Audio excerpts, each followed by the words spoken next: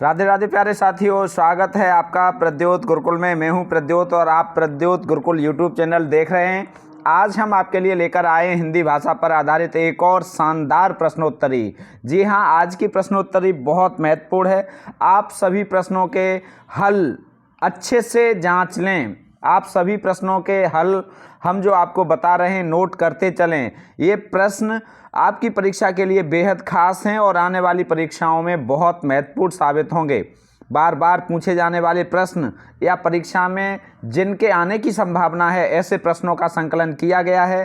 तो आप भी इन प्रश्नों का उत्तर देते चलें और अंत में भी हमें अवगत कराएं कि आपके कितने प्रश्न सही हुए, कितने प्रश्नों के उत्तर आपने सही दिए और आपकी तैयारी कैसी है। ठीक है, तो आप इन प्रश्नों को रट लीजिए, समझ लीजिए और इन प्रश्नों पर आधारित इनसे संबंधित अन्य प्रश्न बनते हैं, उनको भी हम साथ के साथ बताते चलेंगे, तो उन्हें भी आप नोट कर लीजिए। चलिए तो शुरुआत करते हैं। प्रश्न एकादशी 3 है। 1 और 2 हमने एक क्लास में बताई थी और 3 और 4 हम एक साथ चर्चा करेंगे। हिंदी भाषा पर आधारित है। पहला प्रश्न, भोजपुरी का शेक्सपियर किसे कहा जाता है? एक क्लास में हमने इस पर चर्चा की थी। भोजपुरी का शेक्सपियर किसे कहा जाता है? तो भिखारी ठाकुर को कहा जाता है। डी विकल्प सही है। नागार्जुन को क्या कहा जाता है? आधुनिक कबीर। ठीक है। विद्यापति मैथिल कोकिल कहलाते हैं। ठीक है। और त्रिलोचन को क्या कहा जाता है? आप कमेंट बॉक्स में बताइए। दूसरा प्रश्न सुमेलित नहीं है। पटना, मगही, अलीगढ़, कन्नौजी, झांसी, बुंदेली, रीवा, बघेली। एक प्रश्न इस तरह का आता है, बोली और उसका स्थान, उससे संबंधित एक प्रश्न आता है। तो आप सभी बोलियों 17-18 बोलियां जो भी हैं, उसके अलावा अन्य बोलियां हैं, उन सभी बोलियों का स्थान, क्षेत्र अच्छी तरह से आप तैयार कर लीजिए। तो पटना, मगही बहुत अच्छा प्रश्न है, 2011 में आया था, तो ये सुमेलित है। पटना में मगही बोली जाती है, अलीगढ़ में कन्नौजी नहीं बोली जाती है। बी विकल्प सुमेलित नहीं है। अलीगढ़ की जो भाषा है वो ब्रज भाषा है। अलीगढ़ की भाषा कौन सी है? ब्रज भाषा। ब्रज भाषा का केंद्र कहाँ है? मथुरा। मथुरा, आगरा, अलीगढ़, एटा, फिरोजाबाद, कासगंज, ये सब ब्रज भाषा का क्षेत्र है। ठीक है। बदायूं, बरेली तक, धौलपुर, उधर भरतपुर, ये सब ब्रज भाषा का क्षेत्र है। झांसी, बुंदेली बिल्कुल सुमेलित है। और रीवा, बघेली बहुत अच्छा संकलन किया है। देखो, ये रीवा बहुत बार पूछी जाती है, बघेली है, झांसी भी पूछी जाती है, पटना ये पूछी गई थी बहुत। ठीक है। तो ये आप सभी प्रश्न एक साथ जो मिलने वाले तथ्य हैं, उन तथ्यों को भी आप तैयार करते चलिए। ये देखो, असिस्टेंट प्रोफेसर में पूछा गया था, ईश्वरी के फाग प्रसिद्ध हैं बुंदेली में, बघेली में, भोजपुरी में या अवधी में? तो तीसरे प्रश्न का ए विकल्प सही है, बुंदेलखंड में। ठीक है। बुंदेली भाषा में ईश्वरी के फाग बहुत प्रसिद्ध हैं, ये बहुत आता है बुंदेली में। ईश्वरी के फाग ये बुंदेली भाषा में हैं, जो बहुत प्रसिद्ध हैं। अगला चौथा प्रश्न, तू खाताड़ी हम देख लहर बानी, तू खाताड़ी हम देख रहल बानी, पंक्ति किस बोली की है?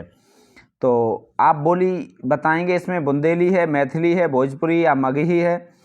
आप इसका उत्तर दीजिए। चौथे प्रश्न का कौन सा उत्तर सही है और आप कहाँ से देख रहे हैं?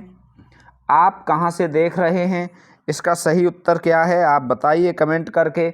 आपके क्षेत्र की यदि ये बोली है तो आप कमेंट करके बताइए, नहीं तो इसका उत्तर हम बाद में बताएंगे। तू खाताड़ी हम देख रहल बानी। ठीक है। तू खाताड़ी हम देख रहल बानी किस बोली की ये पंक्ति है? बहुत अच्छी पंक्ति है। चलिए, ये आपके लिए प्रश्न है चौथा। आप यदि इस क्षेत्र की बोली से कोई संबंधित है तो सही उत्तर दें और बताएं कि हम इस क्षेत्र की बोली से संबंधित हैं। अब देखो, सुमेलित नहीं है। पांचवा प्रश्न, रामचरितमानस अवधी, विनय पत्रिका ब्रज, पदावली मैथिली, कामायनी ब्रज। तो पांचवें प्रश्न का डी विकल्प सुमेलित नहीं है। ये देखो, रामचरितमानस की भाषा बहुत पूछी जाती है, अवधी में है, बिल्कुल सुमेलित है। विनय पत्रिका की भी पूछी जाती है, ब्रज में है, बहुत, ये भी सुमेलित है। और पदावली की भाषा भी पूछी जाती है, मैथिली है। ये तीनों ही बहुत पूछी जाती हैं। और कामायनी खड़ी बोली में है, ब्रज में नहीं है। अगला देखो, द्रविड़ परिवार की भाषा नहीं है। द्रविड़ परिवार की भाषा नहीं है तमिल, तेलुगु, सिंधु, मलयालम, सिंधी, मलयालम। तो छठे प्रश्न का सी विकल्प सही है, सिंधी। द्रविड़ परिवार की भाषा नहीं है। तमिल, तेलुगु और मलयालम ये तीनों ही द्रविड़ परिवार की भाषाएं हैं। और यदि ये कहाँ बोली जाती हैं आपको पता है तो आप कमेंट करिए। तमिल कहाँ बोली जाती है, तेलुगु किस राज्य में बोली जाती है और मलयालम किस राज्य में बोली जाती है। बोलने वालों की सर्वाधिक संख्या है अवधी में, भोजपुरी में, ब्रज में या मैथिली में। बहुत आता है ये प्रश्न। सबसे अधिक बोली जाने वाली बोली भोजपुरी है। हिंदी की जो 18 बोलियां हैं उन सभी बोलियों में सबसे ज़्यादा लोग जिस बोली को बोलते हैं वो भोजपुरी है। सुमेलित नहीं है। 8वां प्रश्न, पूर्वी राजस्थानी को जयपुरी कहते हैं। बौद्ध धर्म की भाषा पाली है। वैदिकी भाषा में वेद लिखे गए हैं और टक अपभ्रंश पहाड़ी से जुड़ा हुआ है। तो 8वें प्रश्न का डी विकल्प सुमेलित नहीं है। टक अपभ्रंश पंजाबी से जुड़ा हुआ है, पहाड़ी से नहीं। पूर्वी राजस्थानी को जयपुरी कहते हैं, सुमेलित है। बौद्ध धर्म की भाषा पाली है, सुमेलित है। वैदिकी में लिखे गए हैं, सुमेलित है। अगला देखो, अमीर खुसरो की भाषा थी। 9वां प्रश्न, अमीर खुसरो की भाषा थी। बहुत शानदार प्रश्न है। खड़ी बोली, ब्रज, मैथिली, अपभ्रंश। तो 9वें प्रश्न का ए विकल्प सही है। अमीर खुसरो को खड़ी बोली का पहला कवि कहा जाता है। By PK sir, UP topper. यदि आपको शैक्षिक वार्ता करनी है तो 97 58 43 28 87 इस मोबाइल नंबर पर आप बात कर सकते हैं।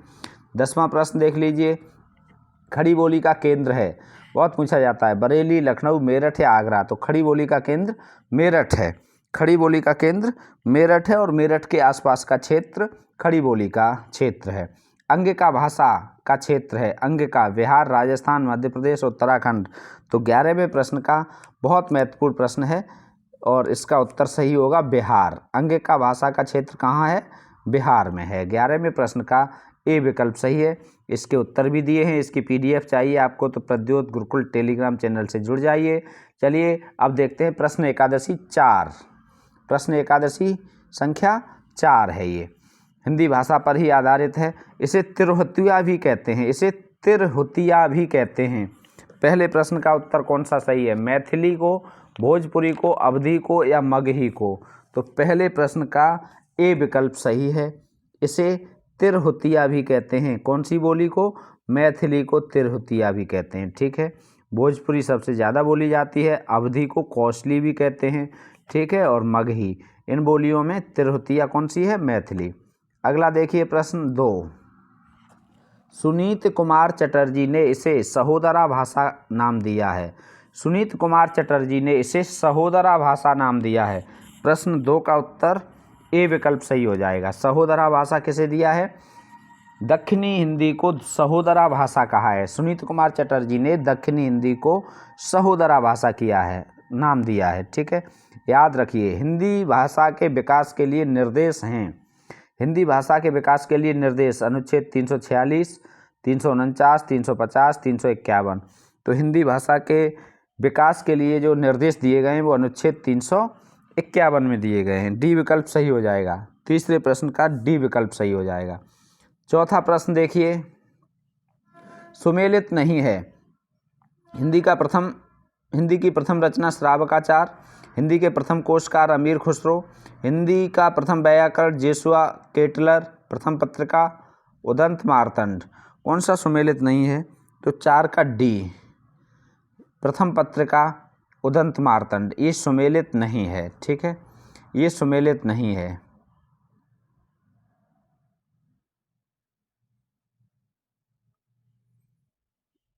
चलो अगला देखते हैं अब।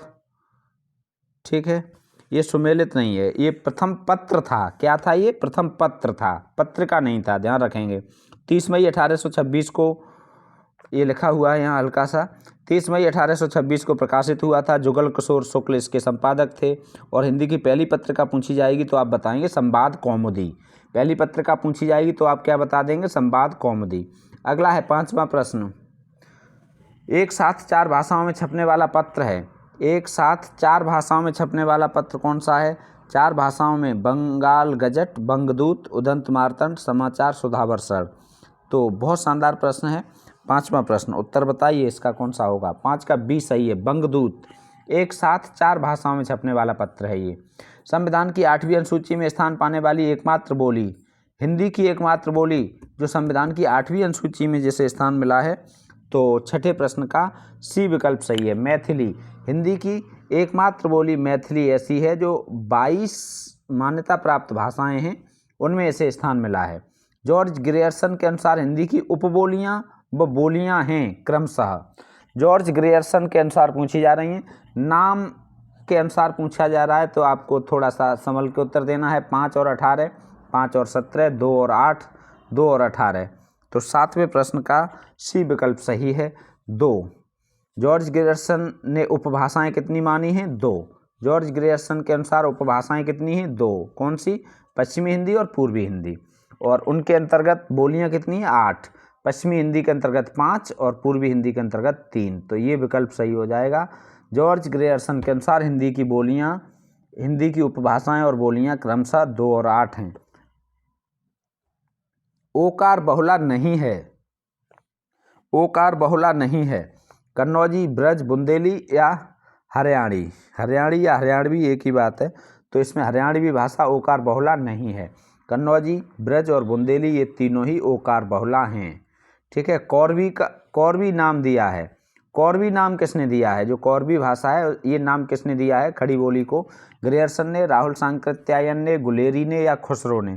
तो 9वें प्रश्न का बी विकल्प सही है, राहुल सांकृत्यायन ने कौरवी नाम दिया था। ठीक है।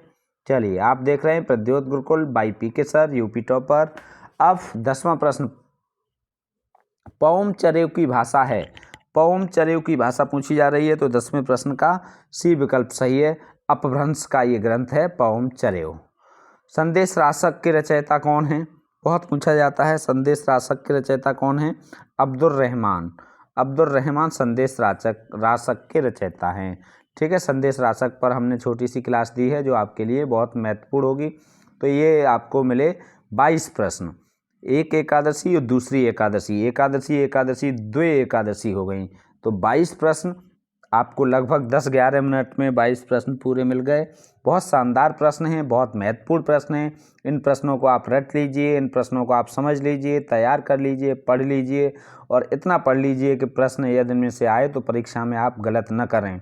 और आशा और विश्वास है कि ये क्लास आपकी परीक्षा के लिए रामबाण साबित होगी। छोटी क्लास लेकर आते हैं, लेकिन एकदम बेहद महत्वपूर्ण क्लास लेकर आते हैं। मिलेंगे फिर। राधे राधे।